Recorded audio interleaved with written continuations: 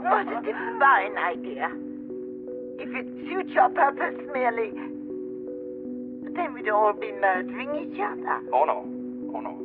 After all, murder is, or should be, an art.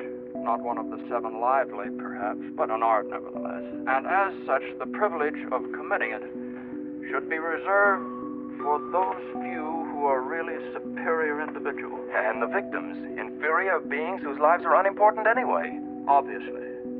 Now, mind you, I don't hold with the extremists who feel that there should be open season for murder all year round. No.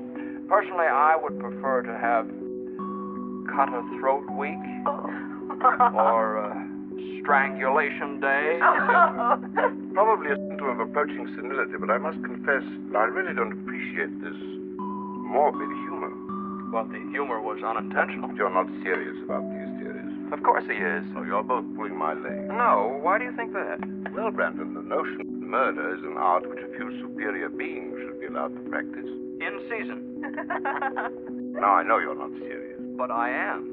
I'm a very serious fellow. Then may I ask, who is to decide that a human being is inferior and is therefore a suitable victim for murder? The few who are privileged to commit murder. And just who might they be? Oh, myself. Philip. Possibly Rupert. I'm sorry, Kenneth, you're out. Gentlemen, I'm serious. So are we, Mr. Kentley.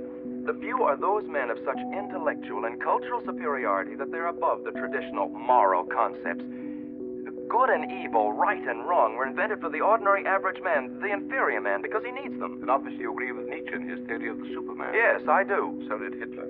Hitler was a paranoid savage. His Supermen, all fascist Supermen, were brainless murderers. I'd hang any who were left. But then you see, I'd hang them first for being stupid. I'd hang all incompetents and fools anyway. There are far too many in the world. Then perhaps you should hang me, Brandon, for I confess I'm so stupid I don't know whether you're all serious or not. But in any case, I'd rather not hear any more of your, forgive me, contempt for humanity and for the standards of a world that I believe is civilized. Civilized? Yes. Perhaps what is called civilization is hypocrisy. Perhaps. Well, I'm sure Rupert, fortunately, Oh, now, gentlemen, has really, the intelligence and imagination Please, Brandon, I think we've had just about enough.